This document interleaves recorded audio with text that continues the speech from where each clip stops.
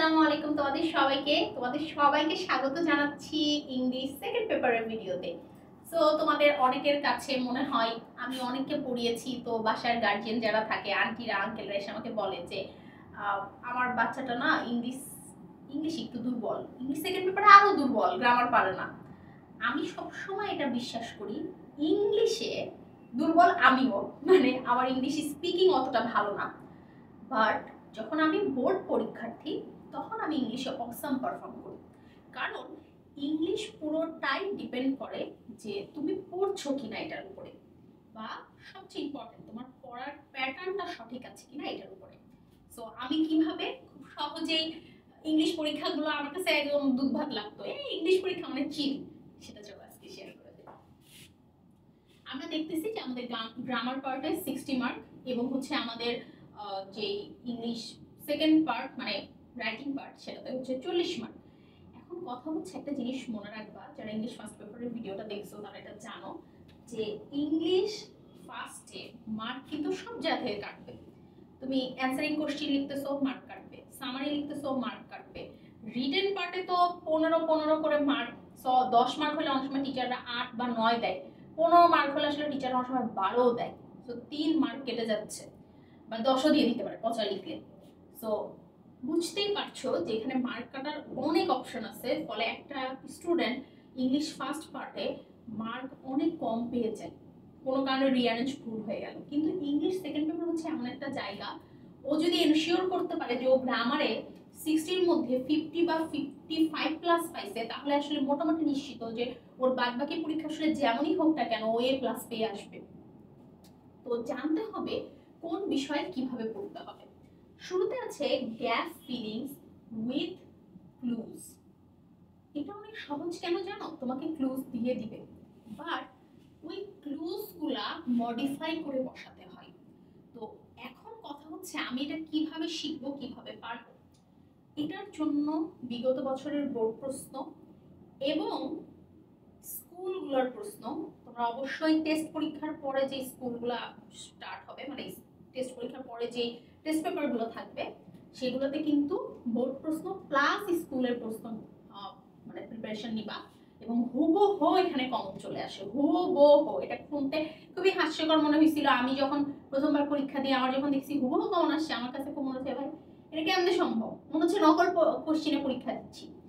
So এই ব্যাপারটা যেন তুমি ভালো পারো, তার জন্য তোমাকে আসলে বোর্ড প্রশ্ন মোট কথা টেস্ট পেপারে যতগুলো গ্যাপ ফিলিংস উইথ ক্লুজ আছে পড়ে ফেলতে হবে।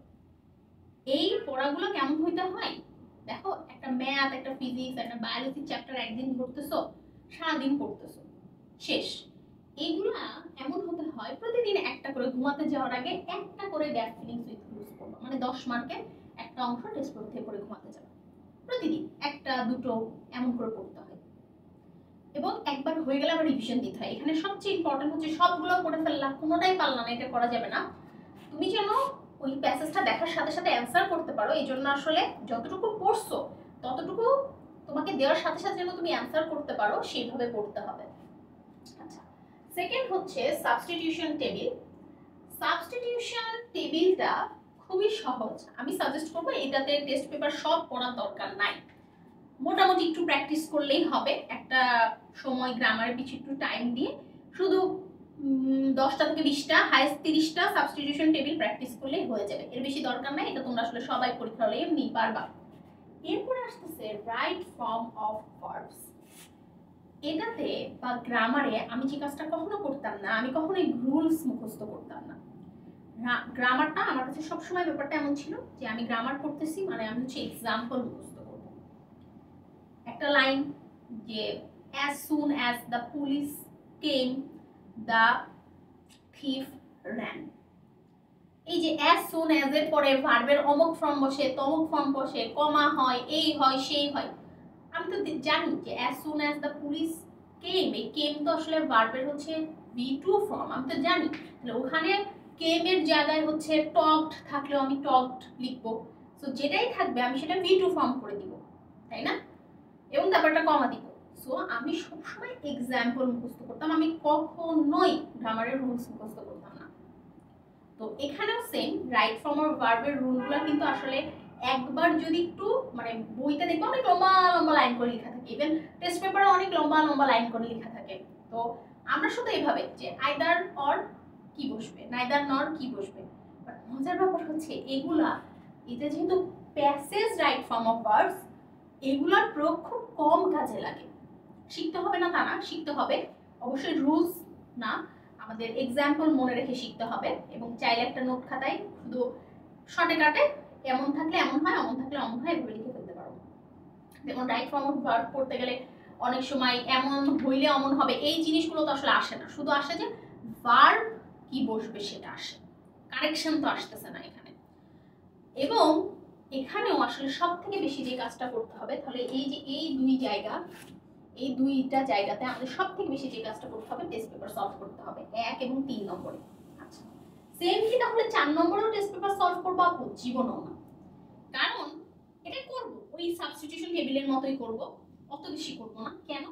কারণ এই যে আমাদের চেঞ্জিং সেন্টেন্সেস গুলা আমরা যদি সিম্পল থেকে কমপ্লেক্স, কমপ্লেক্স থেকে কম্পাউন্ড সব রকম রুলসের একটা করে এক্সাম্পল লিখে ফেলি, যেটা আমার নোট করা ছিল, একটা করে এক্সাম্পল লিখে ফেলি, এটা শুধু এসএসসি না, আমার পরবর্তীতে এইচএসসির জন্য কাজে লাগবে। ওই সেম খাতায় আমি পরের বছর পড়ছি, মানে যখন কলেজে উঠে গেছি তখন পড়ছি। কারণ যখন আমি একটা বইয়ের মধ্যে পড়তে যাই, বইয়ের মধ্যে আসলে রুলগুলো অনেক বড় বড় করে লেখা থাকে, রুল লেখা থাকে, তারপরে হচ্ছে এক্সাম্পল লেখা থাকে। কারণ যদি নোট করতে বিরক্ত লাগে, সে শুধু এক্সাম্পলগুলো বইয়ের মধ্যে দাগায় রেখেও পড়তে পারো। আমার টাইম না থাকলে আমি এটাও করেছি। অতএব এখানে এক্সাম্পলগুলো একটা একটা করে মনে রাখলে তুমি এমনিতেই চেঞ্জিং সেন্টেন্স পারবা। এবং চেঞ্জিং সেন্টেন্স আসলে 10-এ 10 তোমার পাওয়া উচিত। এই উইথ ক্লোজেও মার্ক কাটা যেতে পারে, রাইট ফর্ম অফ ভার্বসেও 1-2 মার্ক কাটা যেতে পারে, বাট এইখানটাতে মার্ক কাটা যাওয়া একদমই উচিত হবে না। কারণ এটা তো যা রুলস তাই অ্যাপ্লিকেশন, এখানে তো কোনো ভুগিযুগি নেই। সো এরপরে আমরা চলে আসি ট্যাগ কোশ্চেন। সেম ট্যাগ কোশ্চেনও বোর্ড কোশ্চেন বা স্কুলের টেস্ট পেপারের কোশ্চেনগুলো এত প্র্যাকটিস করার কিছু নাই। ট্যাগ কোশ্চেন আমরা রুল করে ফেলবো, ওটাই অ্যাপ্লিকেশন করবো, আমার আর দরকার নেই। এবং এটা একবার তুমি গুছাই নিলে এটা সারা জীবন পড়া দরকার নেই। আচ্ছা, সাফিক্স অ্যান্ড প্রিফিক্স এইটা আমার লাগবে। সাফিক্স অ্যান্ড প্রিফিক্স এইটা আমার প্রচুর পরিমাণে, সাফিক্স বেশি মুখস্থ করে লাভ নাই, বোর্ড কোশ্চেনগুলো এবং স্কুলের কোশ্চেন সলভ করতে হবে। সেম গোজ উইথ প্রিপোজিশন, কারণ এই প্রিপোজিশনও ওই মুখস্থ আসলে লাগে। অ্যাপ্রোপ্রিয়েট প্রিপোজিশন যেগুলো, সেগুলো তুমি যত মুখস্থ করতে পারবা, এগুলো আসলে লাইফ টাইম কাজে লাগবে, সারা জায়গায় কাজে লাগবে। যত মুখস্থ করতে পারবা ভালো, বাট দিন শেষে আসলে বোর্ড কোশ্চেনগুলো যত বেশি প্র্যাকটিস করবা তত ভালো। কারণ বোর্ড প্রশ্নে এসে দেখা যায় যে আনকমন গুলো আসছে, যেটা অ্যাপ্রোপ্রিয়েট প্রিপোজিশন সেটা আনকমন ফর্মটা আসছে, ওটা হয় বাট এটা এখানে হয় না। সো ওয়াইজ ডিসিশন হচ্ছে ওটা করা। পাশাপাশি তোমার কাছে যদি এনাফ টাইম থাকে, তুমি প্রতিদিন অল্প করে 2-5টা করে অ্যাপ্রোপ্রিয়েট প্রিপোজিশন মুখস্থ করতে পারো, যেটা আসলে আমি ক্লাস 6, 7, 8 করছিলাম, 9, 10 আর করি নাই। আচ্ছা, এরপরে হচ্ছে কানেক্টরস এন্ড লিংকিং ওয়ার্ডস, এইটাও সেম আগে যেগুলো বলছি যে বোর্ড কোশ্চেন এবং স্কুল সলভ করতে হবে। এবং তাহলে আমরা একটু খেয়াল করি যে আমাদের মোট টপিক হচ্ছে কয়টা, 1, 2, 3, 4, 5, 4-5 কোনটা? উইথ ক্লুজ আর রাইট ফর্ম অফ ভার্বস। তাহলে আমাদের মোট টপিক হচ্ছে 3 আর 2 5টা। এই 5টা গ্রামার টপিক আমরা যেটা করব, প্রতিদিন একটা একটা করে গ্রামার, মানে 5টা গ্রামার টপিক থেকে 5টা কোশ্চেন সলভ করব। 5টা গ্রামার টপিক থেকে 5টা কোশ্চেন সলভ করব। আর ট্যাগ কোশ্চেন, ট্রান্সফরমেশন কোশ্চেন, এগুলোর জন্য আমরা একদিন ডেডিকেটেডলি টাইম নিয়ে এগুলো শেষ করে ফেলবো। সময় পেলে আমরা হচ্ছে একটু বোর্ড কোশ্চেনগুলো সলভ করে নিজেকে যাচাই করে নিব। আপনি সাবস্টিটিউশন টেবিল তো বলছি একদিন বসবা, অনেকগুলো একসাথে করে ফেলাবা। একইভাবে পাংচুয়েশন এন্ড ক্যাপিটালাইজেশনও এটা রোজ রোজ পড়ার দরকার নাই, এটা একদিন বসবা 10-20টা পড়ে ফেলাবা। সবচেয়ে ভালো হয় নিজে নিজে ক্যাপিটালাইজেশন কোশ্চেনটার উপরে করা, যেখানে ভুল হচ্ছে ওইটা দেখে নেওয়া। না হলে আসলে হয় কি, এই অংশটাতে পড়তে গেলে মনে হয় হ্যাঁ এখানে তো এই কমা হবে, এখানে তো এক্সক্লেমেটরি সাইন হবে, বাট নিজে করতে গেলে বোঝা যায় যে আসলে এখানে হচ্ছে কি হচ্ছে না। আর এটার পিছনে এত বেশি এফোর্ট দেওয়ার দরকার নেই, কারণ এখানে মাত্র 5 মার্ক। সো বাদ বাকিগুলোর পিছনে আমাদের এফোর্টটা বেশি দিতে হবে। আচ্ছা, সো সো এইভাবে প্রতিদিন আমাদের 5টা করে গ্রামার টপিক হচ্ছে পড়তে হবে, একটা করে কোশ্চিন, যেটা বললাম বোর্ড কোশ্চিন হোক। এখন বোর্ড কোশ্চিন গুলো সলভ করো, টেস্টের পরে স্কুল কোশ্চিন গুলো সলভ করো, এটা বুদ্ধিমানের পরিচয় হয়।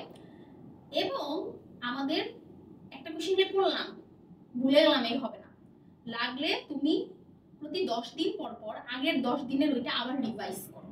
যখন রিভাইজ করতেছো তখন 5টার জায়গায়, মানে 5 রকম 5টা না পড়ে 5 রকমের হচ্ছে 10টা পড়ো, মানে প্রতিটা দুইটা দুইটা করে, বাট রিভাইজ করতে হবে। কারণ যতটুকু পড়ছো ওইটুকু যেন তোমাকে দেওয়া মাত্রই তুমি পারো, এই অবস্থায় নিজেকে নিয়ে যেতে হবে।